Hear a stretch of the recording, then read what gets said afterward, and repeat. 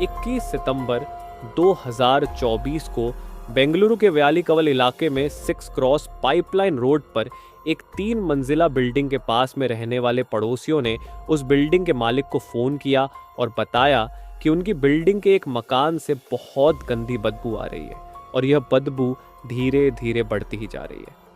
उन पड़ोसियों ने मकान मालिक को आगे बताया कि जब हमने जाकर उस कमरे को देखा तो वहां पर बाहर से ताला लगा हुआ था और बदबू इतनी खतरनाक है कि यहाँ पर खड़ा होना भी बहुत मुश्किल हो रहा है।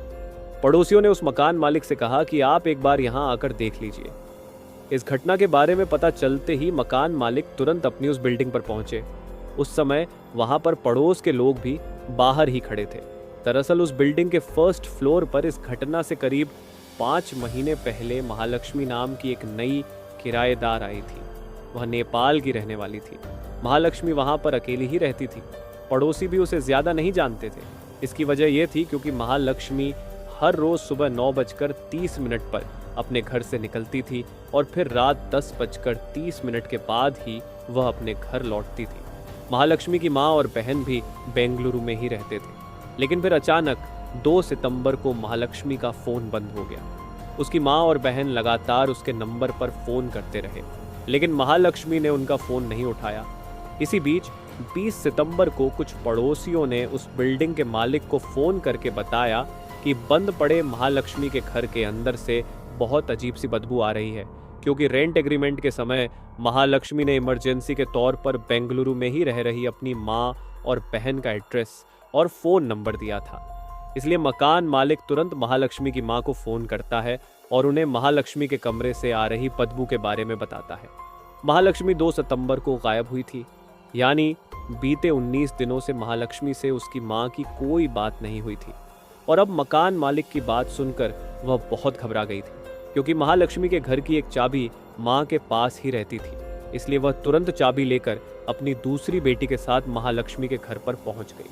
इसके बाद मकान मालिक और कुछ पड़ोसियों की मौजूदगी में घर का दरवाज़ा खोला गया, लेकिन दरवाज़ा खुलते ही घर के अंदर से बहुत तेज़ और ख़तरनाक बदबू आने लगी, जिसकी वजह से सभी लोग पीछे हट गए। लेकिन कुछ देर बाद थोड़ी हिम्मत करके वो लोग फिर से अंदर जाते हैं। वहाँ फर्श पर हर तरफ खून फैला हुआ था और मांस के कुछ छोटे छोटे लोथर भी पड़े हुए थे। सूखे हुए खून की एक लकीर उस कमरे में रखे हुए फ्रिज की ओर जा रही थी, और जैसे ही उस फ्रिज का दरवाज़ा खोला गया तो वहाँ पर मौजूद सभी लोग चीखते हुए कमरे से बाहर भाग गए, क्योंकि उस एक लम्हे में उन्होंने जो कुछ फ्रिज के अंदर देखा था वह दिल को दहला देने वाला था। इसके बाद मकान मालिक ने इस घटना की जानकारी तुरंत पुलिस को दी। आनन फानन में पुलिस भी मौका है, वारदात पर पहुंचती है और उस कमरे में जाती है, लेकिन वहां पर बदबू इतनी तेज थी कि उनसे अंदर नहीं रुका गया। पुलिस टीम भी तुरंत बाहर निकल गई। इसके बाद डबल मास्क मंगाया जाता है और उस डबल मास्क के साथ पुलिस फिर से कमरे के अंदर जाती है। फ्रिज का दरवाज़ा खुला हुआ था, उसमें रखा हुआ सब कुछ दूर से ही दिखाई दे रहा था। फ्रिज के सबसे ऊपर वाले खाने में 2 इंसानी पैर रखे थे, बीच के खाने में इंसानी जिस्म के अलग अलग हिस्से और सबसे निचले खाने में एक सिर।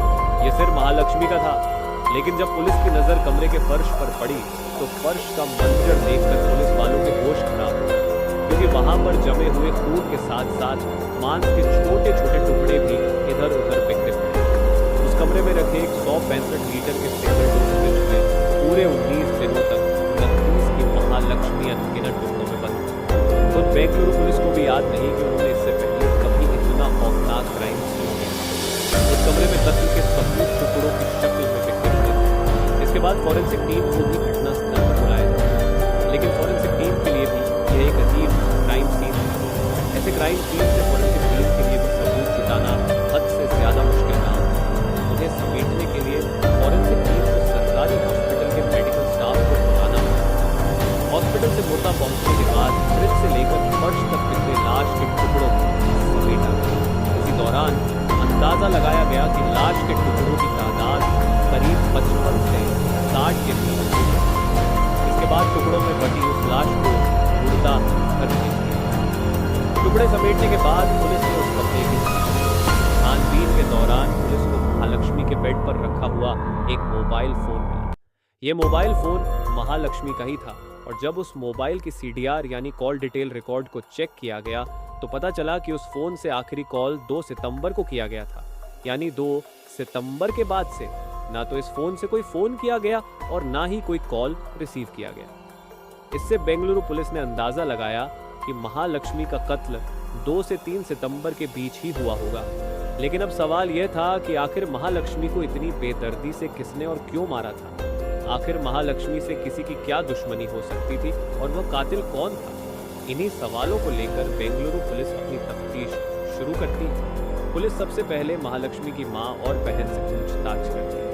पूछताछ के दौरान महालक्ष्मी की मां और बहन ने बताया कि साल 2019 तक उनका परिवार नेपाल में ही रहा करता था। साल 2019 में ही महालक्ष्मी के घर वालों ने उसकी शादी हेमंत दास नाम के एक नेपाली लड़के से कर दी। शादी के बाद महालक्ष्मी और हेमंत दोनों रोजगार और बेहतर भविष्य की उम्मीद में नेपाल से बेंगलुरु आ गए। बेंगलुरु में हेमंत एक मोबाइल शॉप पर काम करने लगा, जबकि महालक्ष्मी को एक मॉल के ब्यूटी शॉप में सेल्स वूमन टीम लीडर की नौकरी मिल गई।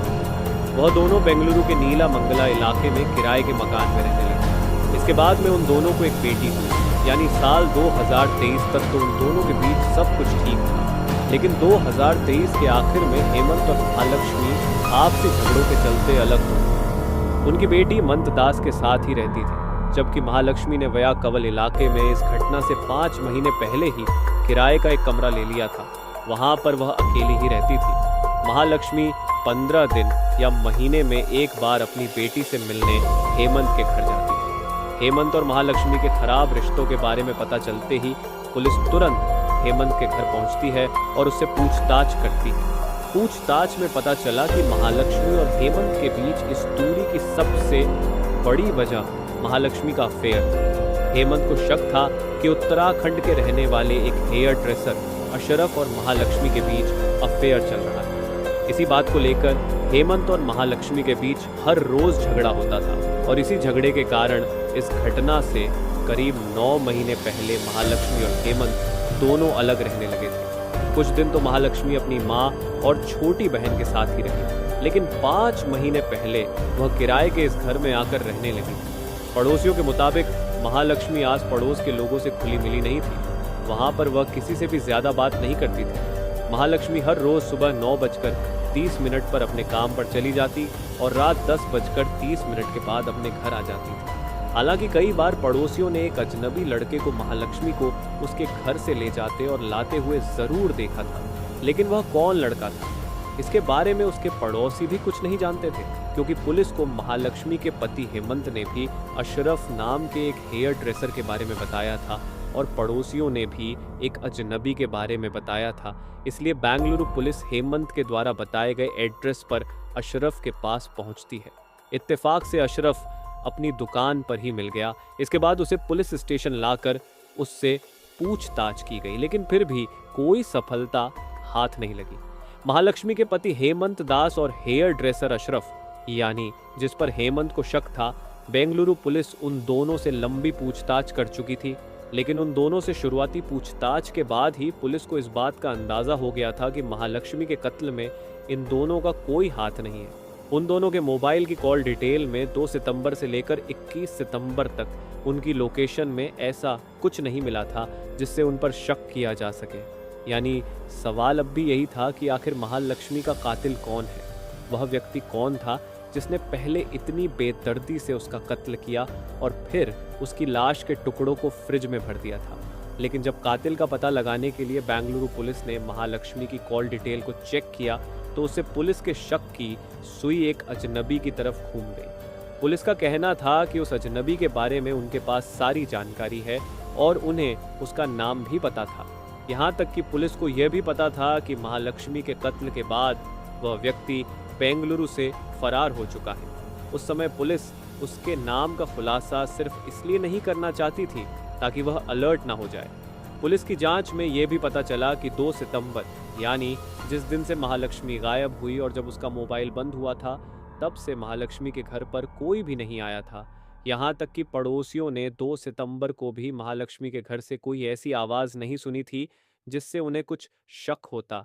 लेकिन घटनास्थल की हालत को देखने के बाद पुलिस का मानना यही था कि महालक्ष्मी का कत्ल इसी कमरे में हुआ है। पुलिस की इस थ्योरी के पीछे की वजह ये थी क्योंकि जिस इलाके में महालक्ष्मी रहती थी वहां पर किसी लाश को लेकर पहली मंजिल तक ले जाना मुमकिन नहीं था। वहां पर कोई भी कातिलों को आसानी से देख सकता था। इसलिए पुलिस का कहना था कि हो सकता है कत्ल से पहले महालक्ष्मी को बेहोशी या नींद की दवाई दी गई, जिसकी वजह से घटना के समय घर से कोई भी आवाज बाहर नहीं आई। क्योंकि जिस तरह से लाश के टुकड़े किए गए थे इसको देखकर भी पुलिस का अंदाजा यही था कि यह कत्ल जल्दबाजी में नहीं किया गया, यानी कातिल ने घर के अंदर तसल्ली से उस लाश के टुकड़े किए। कत्ल के बाद भी वह कई घंटे तक उस कमरे में ही रखा। हो सकता है वह पूरी रात ही उसी घर में था। लेकिन सबसे बड़ी हैरानी इस बात पर थी कि किसी ने भी कातिल को आते या जाते हुए नहीं देखा था। अभी यह सारी चीजें चल ही रही थी, तभी अचानक एक दिन पुलिस के पास एक व्यक्ति का फोन आया। उसने पुलिस को बताया कि महालक्ष्मी का कत्ल उसके भाई मुक्ति रंजन रॉय ने किया। दरअसल महालक्ष्मी किसी मॉल के एक ब्यूटी शॉप में बतौर सेल्स गर्ल काम करती थी और यहीं पर उसकी मुलाकात मुक्ति रंजन रॉय से हुई थी। मुक्ति रंजन भी वहीं पर काम करता था। यहीं पर काम करते करते मुक्ति और महालक्ष्मी की दोस्ती हुई और यह दोस्ती कब प्यार में बदल गई उन दोनों को पता ही नहीं चला। जहां मुक्ति रंजन महालक्ष्मी को दुनिया की सारी खुशियां देना चाहता था, उसके साथ जिंदगी बिताना चाहता था, तो वहीं महालक्ष्मी की दोस्ती और भी कई लड़कों से थी और यह बात लगातार मुक्ति रंजन को खटक रही थी, जिसकी वजह से उसके अंदर महालक्ष्मी के प्रति गुस्सा और नफरत पैदा होने लगी। हर दिन उन दोनों के बीच लड़ाई झगड़े होते रहते थे।